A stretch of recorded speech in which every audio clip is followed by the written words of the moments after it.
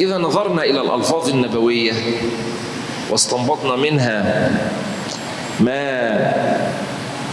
يساعدنا في فهم حقيقة البدعة، فهيا بنا نرى السلوك النبوي بعد أن رأينا اللفظ النبوي، بعد أن سمعنا اللفظ النبوي. Jadi setelah mana kita telah melihat kalam-kalam Nabi SAW yang menunjukkan kepada makna tersebut, sekarang kita lihat pula bagaimana aplikasi Nabi sendiri dalam melaksanakan apa yang telah disebutkan oleh baginda Rasul sallallahu alaihi wasallam. أحكي لكم بعض المواقف من السيرة النبوية ومن سلوكيات الصحابة في حضرة النبي صلى الله عليه وسلم وكيف تعامل معها. Dan aku akan ceritakan kepada kalian bagaimana yang diambil daripada sirah Nabi sallallahu alaihi wasallam dan apa yang ditunjukkan oleh para sahabat Nabi ridwanullah alaihim ajma'in, dan bagaimana baginda Nabi menghadapi dengan masalah dan juga isu tersebut. روى الإمام أحمد رحمه الله في مسنده من حديث معاذ بن جبل رضي الله عنه أن الصحابة كان إذا تأخر أحدهم عن الصلاة فدخل المسجد فوجد النبي صلى الله عليه وسلم قد شرع في الصلاة، فإن من كان خلف النبي صلى الله عليه وسلم يشير للداخل بأصابعه ليعلمه كم قد صلوا من الركعات، فيشير بإصبع أو باثنين ليعلمه أنه قد فاته ركعة أو ركعتان.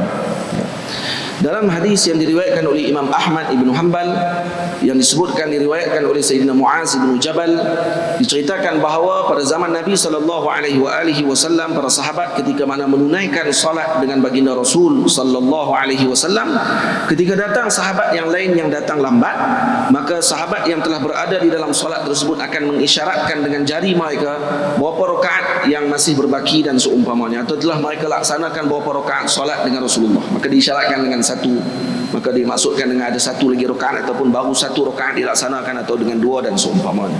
فقال معاذ رضي الله عنه سآتي الصلاة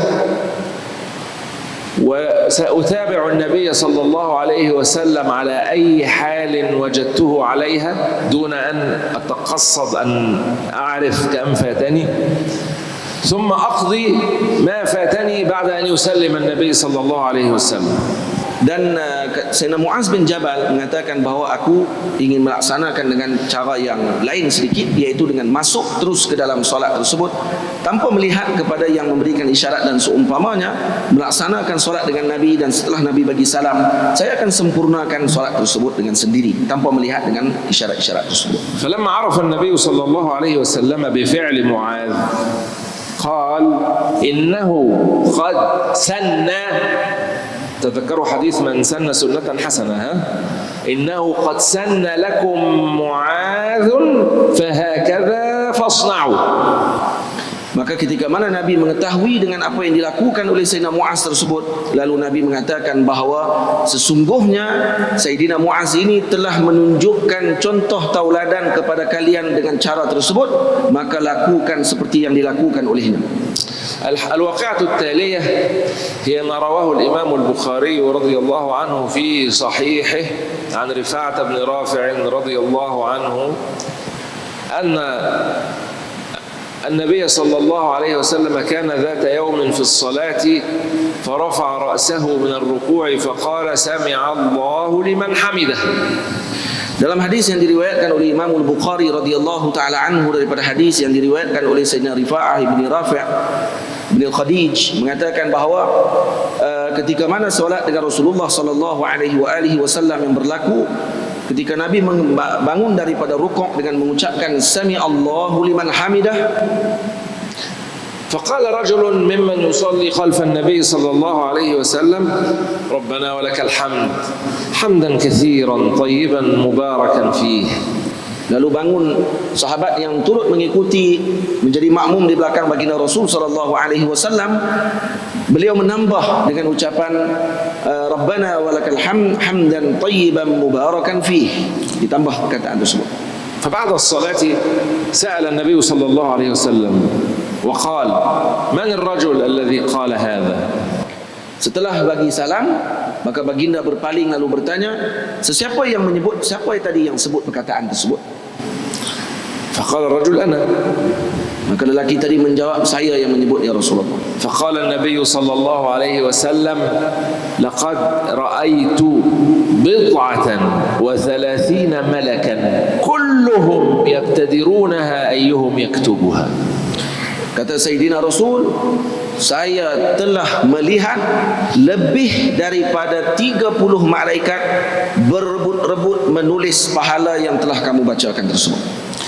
الواقعة الثالثة هي ما حصل لسيدنا خبيب رضي الله تعالى عنه عندما كان قد قتل الحارث بن عامر يوم بدر.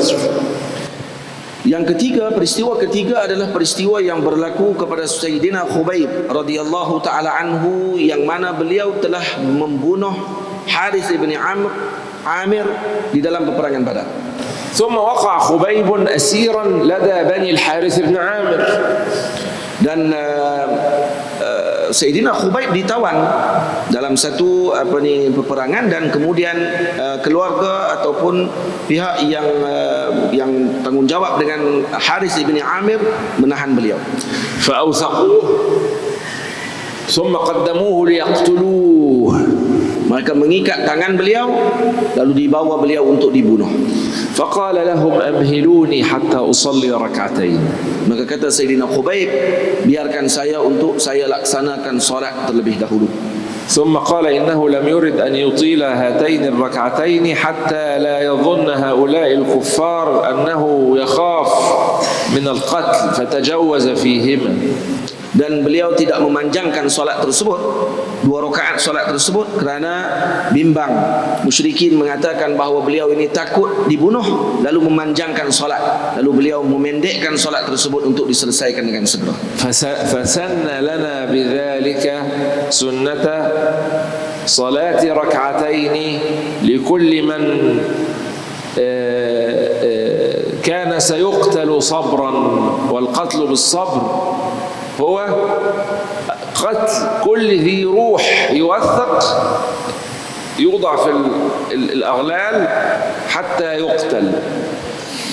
Dan maka beliau, yakni Sayyidina Khubayb, telah menunjukkan sunnah kepada kita semua, kepada sesiapa yang akan dibunuh sabran. Bermakna dimaksudkan dengan yang nak dibunuh dengan sabran. Sabran dengan makna orang itu dibunuh dalam keadaan diikat tangannya. Yang siapa saja yang ada ruh dibunuh dengan cara diikat tangannya ataupun dibelenggu, maka itu dikira sebagai qatlu sabran. Maka dia telah menunjukkan sunnah tersebut, solat sunat sebelum dibunuh. الواقعة الرابعة والأخيرة هي قصة ذلك الرجل الأنصاري من الصحابة الذي كان يؤم الصحابة في مسجد قباء. Dan yang keempat, kisah yang keempat kenaan dengan perkara yang dilakukan oleh sahabat adalah seorang lelaki yang menjadi imam, yang apa yang dilakukan oleh beliau ketika beliau menjadi imam kepada para sahabat di Masjid Quba. وكان ذلك الرجل الأنصاري يصلي ويقرأ في كل ركعة يصلي بالناس فيها، يقرأ فيها بقل هو الله أحد، يأتي بقل هو الله أحد ثم يقرأ بسورة أخرى بعدها. Dan beliau ini, yakni sahabat ini, menjadi imam dengan melaksanakan setelah membaca Fatihah, maka beliau akan membaca qul huwallahu ahad pada setiap rakaat.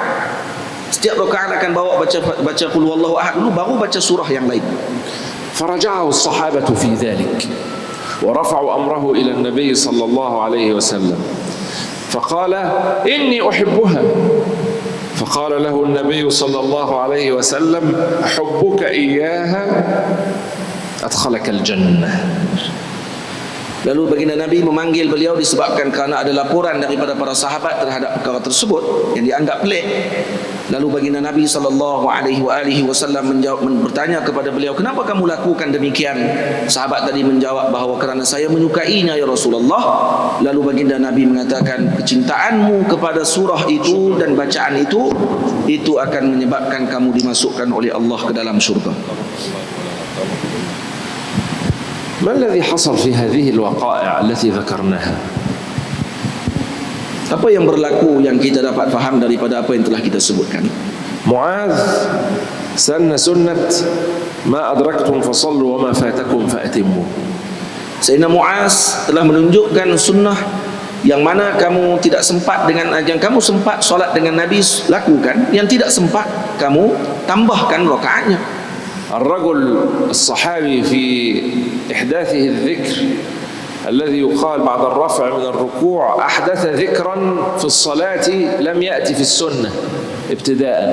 Dan sahabat yang kedua mendatangkan dengan zikir yang tidak disebut oleh Nabi SAW, kemudian dibacakan di dalam salat.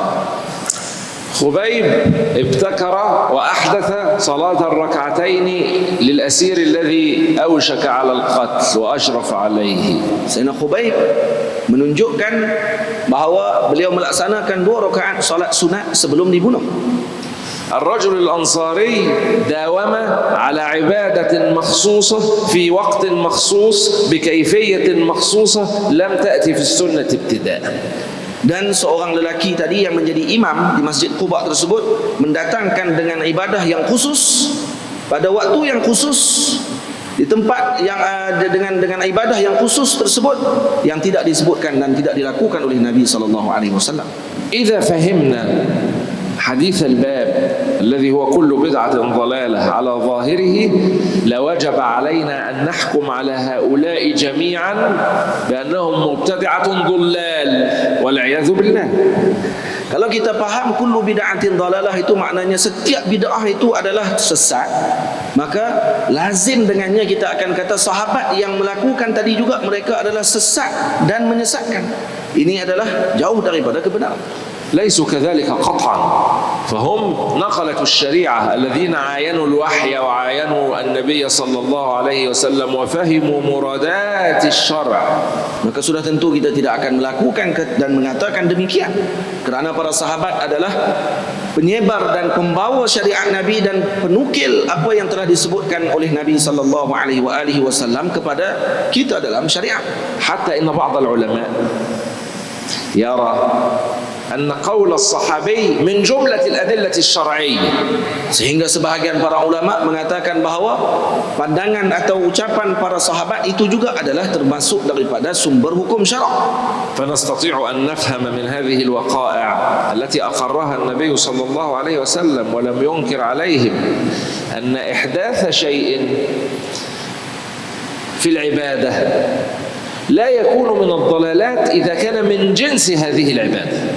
Dan difaham kita daripada apa yang dilakukan tersebut oleh para sahabat Nabi ridwanullah alaihim ajma'in, maka ibadah tersebut ataupun sesuatu yang dilaksanakan dalam agama ini tidak dikira sebagai sesuatu yang sesat selagi mana ianya masih lagi termasuk di dalam jenis ibadah yang dibenarkan oleh syarak.